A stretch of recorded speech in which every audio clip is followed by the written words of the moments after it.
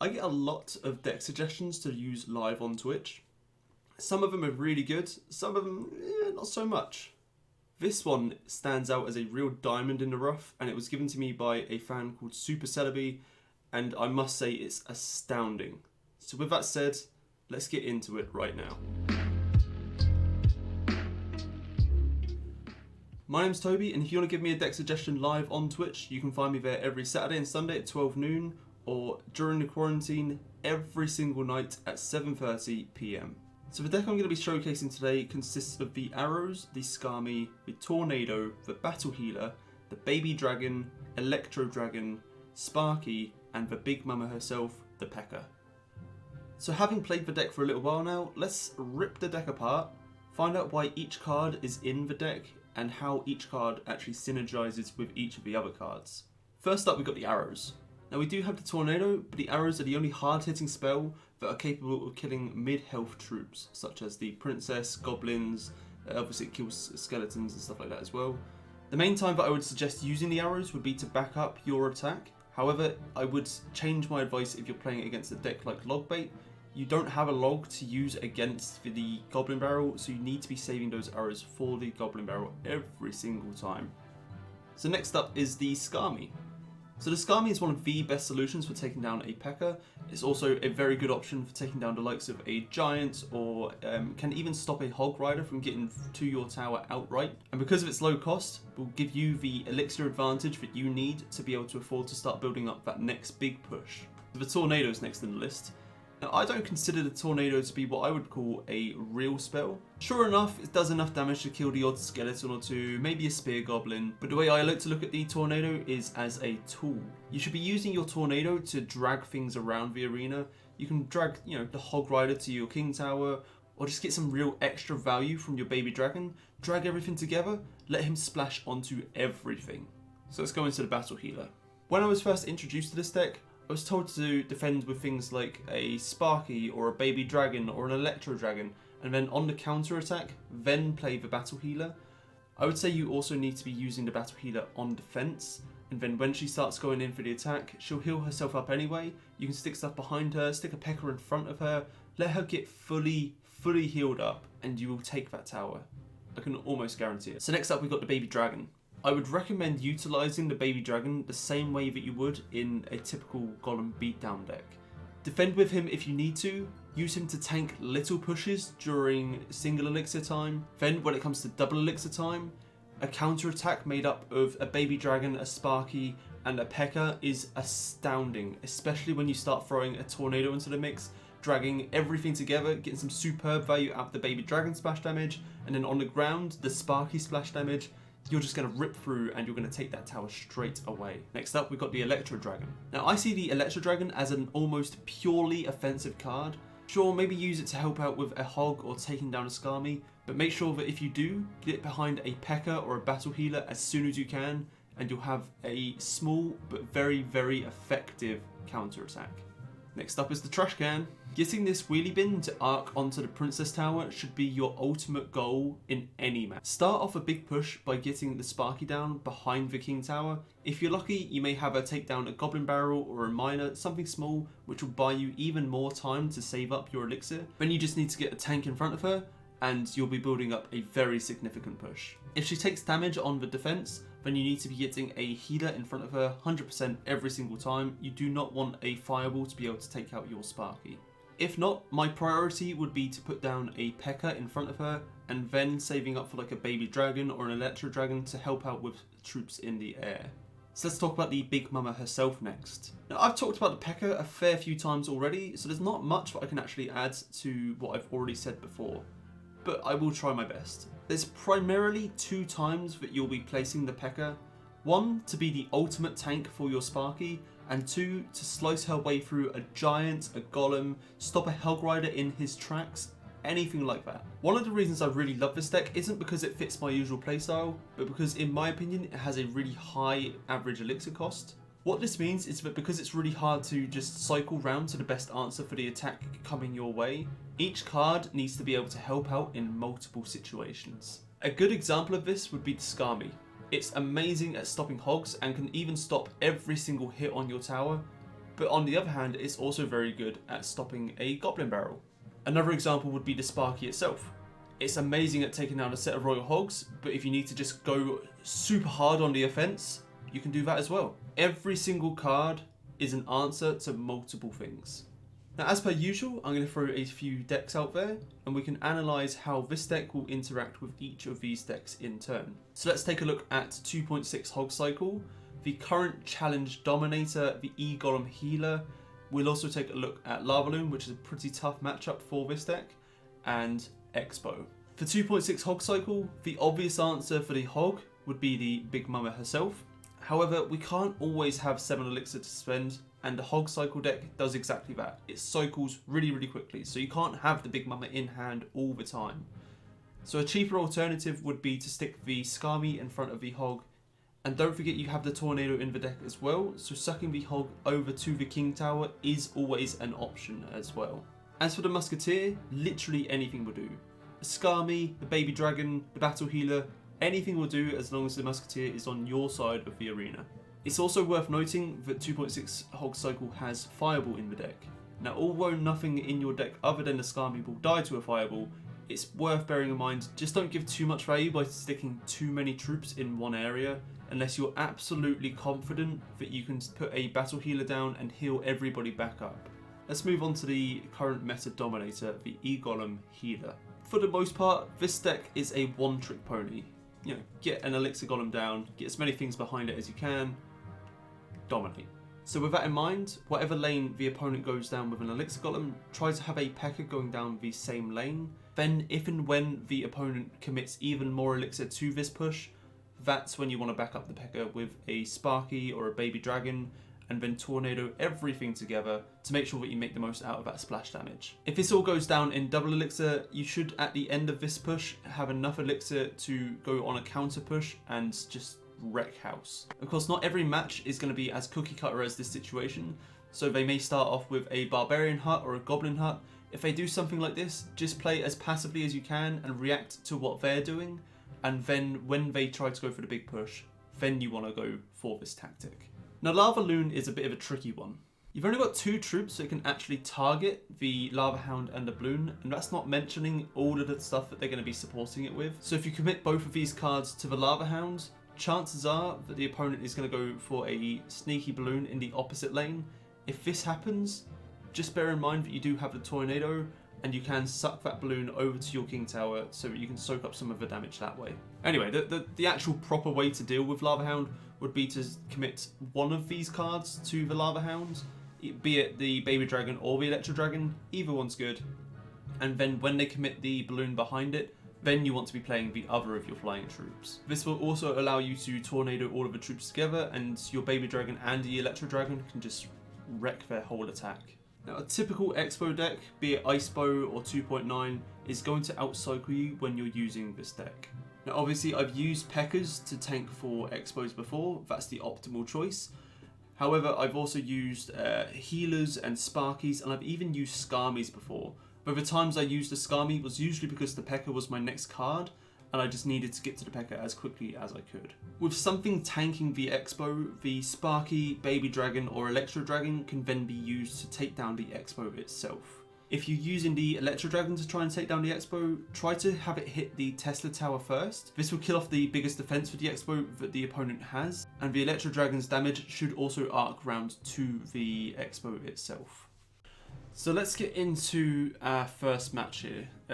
So I'm going to get these showing off out of the way. The guy that we're playing against, Raf, is a top 10 player. He's got the number 7 rank on his profile as his best season. This guy's amazing. He knows what he's doing, and it just goes to show how good this deck actually is. Without, and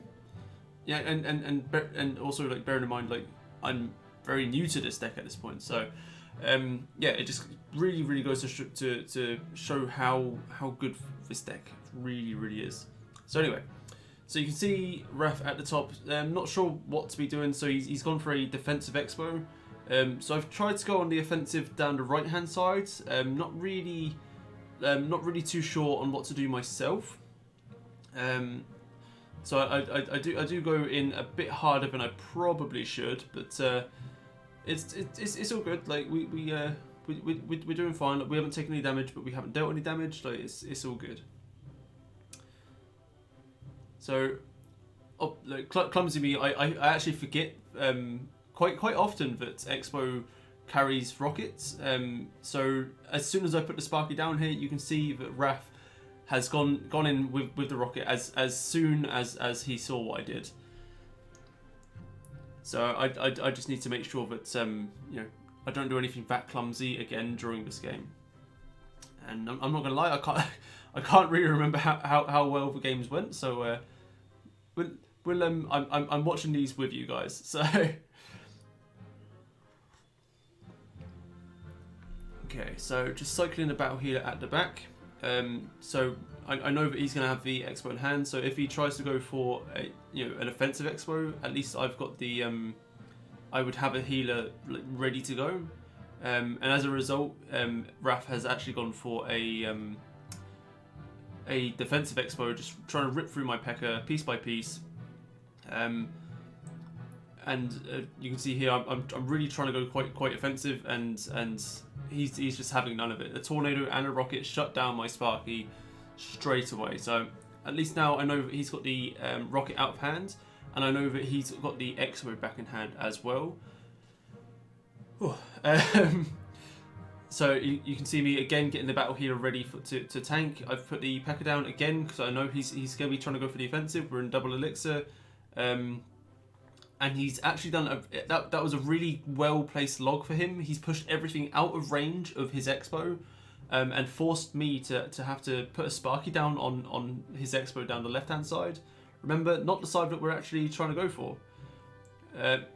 So unfortunately for Raph, he actually takes a Sparky hit here because he pushed the Sparky towards his tower. Unfortunately for him.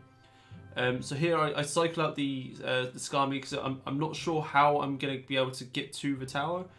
He goes for a Expo, so I obviously go for go on the offensive, trying to get the P.E.K.K.A in on the Expo down the left hand side there.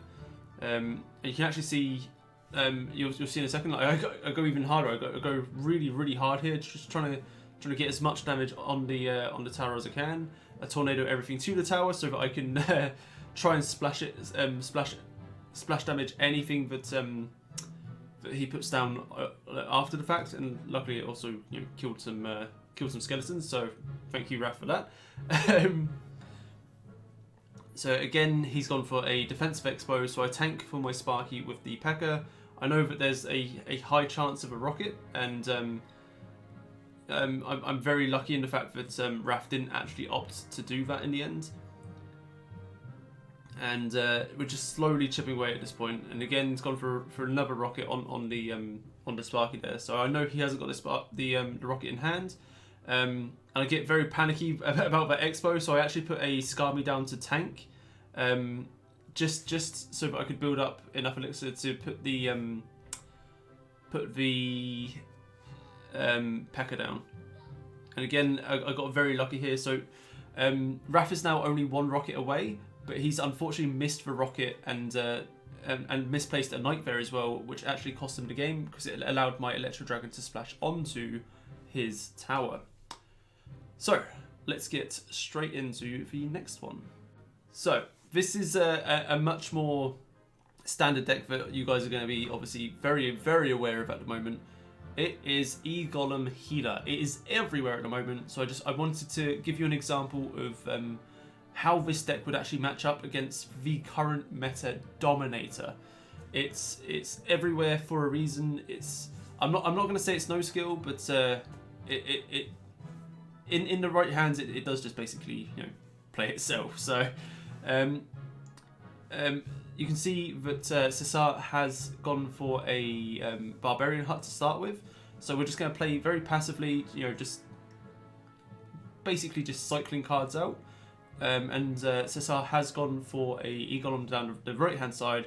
So I do save up for the P.E.K.K.A and just let the P.E.K.K.A just start chomping her way through the Elixir Golem here.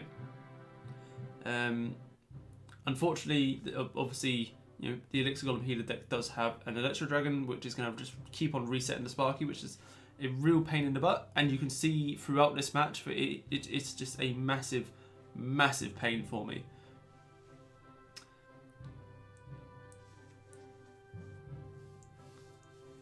Okay, so that healer just doing some real work for us there. We do get a P.E.K.K.A hit off here as well, and then a P.E.K.K.A hit onto the to the E-Golem as well. So I know that the deck does not have anything like a rocket in it, so nothing that's going to just kill off the Sparky in one go. So I'm more than happy to put the Sparky down near the tower. If he wanted to poison, he could have poisoned. That's he opted not to because it would have been a bad play. So I get a P.E.K.K.A down way in front because I didn't want the Electro Dragon to be able to do exactly what it's about to do. But like, no, I mean, no worries. Like it's one of those things. It's one of those interactions that you need to be able to deal with.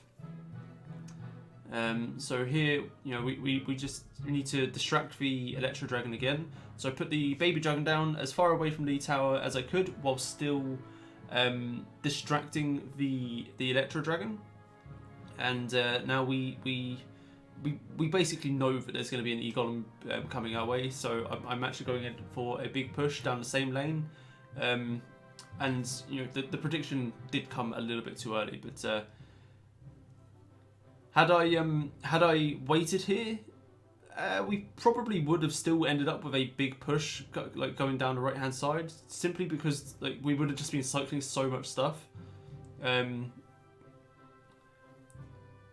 Okay, so an E-Golem coming our way. I opt for a Sparky here just because there's nothing to actually back it up. So the Sparky can hit the Golemites and like blow them up straight away, like in one fell swoop. One fell swoop in one hit. Wrong wording there. So we tank all of this with a P.E.K.K.A. I know that I need as much stuff in between the P.E.K.K.A and the the Electro Dragon and the Sparky as possible. So you can see I actually start just trying to put loads of stuff down. I tornado the healer to the tower and get that splash damage onto the tower, and that does eventually win us the game. So anyway, let's get straight into the next one. Okay, so here we've got a much more of like a chip deck that Massive Spectre is playing. He's playing a minor poison deck. It's got the cannon cart, it's got a tombstone. The tombstone is actually what becomes a real pain in the butt for me in this game. And you actually see me start using the arrows just on the tombstones because they're so irritating. You can see it resetting the Sparky over and over here. So I try to tornado everything to the tower here to allow that Sparky to hit the Ewiz, but I actually did it way too early, and unfortunately that cost me the Sparky. So I know there's going to be poison with this miner. So rather than putting the Skarmy on the poison, on the miner and just getting poisoned away, I actually opt to put the Skarmy on the support troops.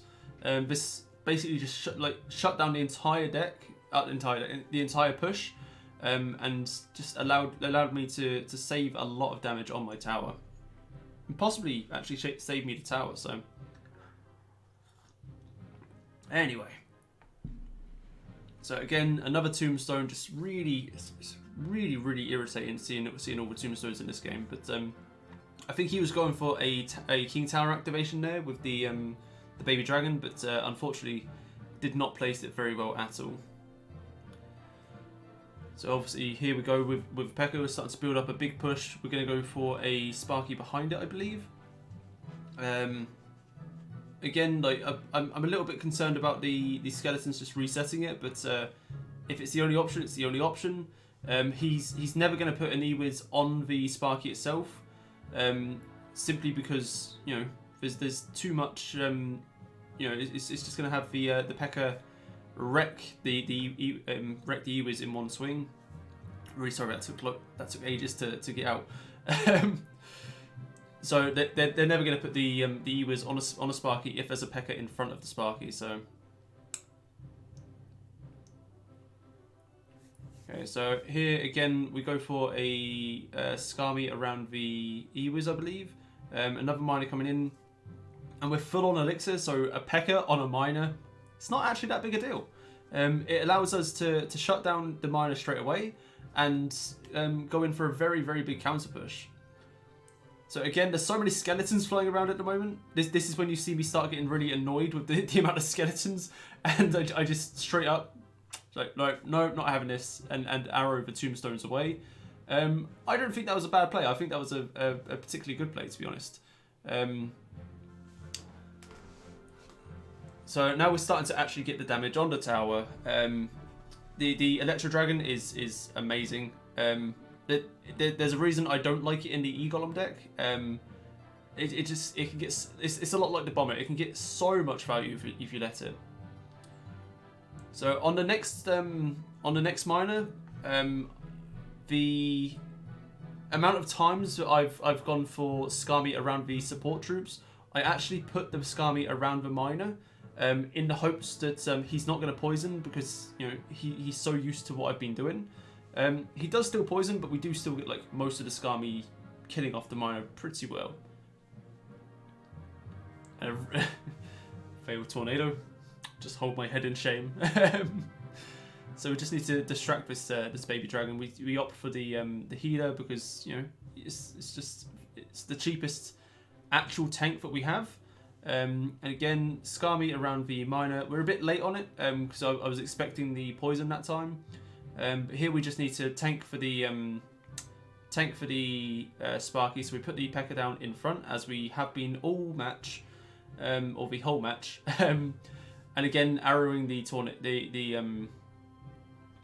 arrowing the tombstone just to try and get rid of as many skeletons as we can, and a tornado.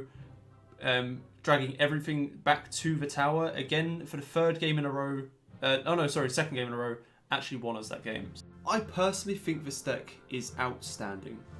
Not because it's going to win you every single match or because it's particularly good against one particular matchup, but because it forces players to adapt to different situations in different ways almost every single time. So I suggest this deck for anyone who just wants to get better at the game in general. If you can learn to be an adaptive player, you can learn to pick up any deck and figure out how it works very, very quickly. In terms of substitutes, there really aren't that many that I could suggest. There's the obvious one of the Mega Knights in for the P.E.K.K.A. However, that's only if you're seeing like a lot of squishier troops. The other one that I always suggest for the Goblin Gang over the Skami, it's a little bit more robust. The Goblin Gang could also be a small help if you're seeing a lot of air troops and you just need those spear goblins to slowly chip away at them. So I really hope you've enjoyed the video and like the deck. If you do like the deck, I look forward to seeing you maybe using it in one of my tournaments over on Twitch. You can find me there every Saturday and Sunday at 12 noon UK time, and during the quarantine every single night at 7:30 PM. As always, please consider liking the video and subscribing if you liked the video and enjoyed it and you want to see more content like this. So with everything said and done, as always guys, have a good day, have a good night, and I'll see you in the next one. So some running man, crap, down thing, and yeah, screw you. Have that. I'm a man of my word. You got it right.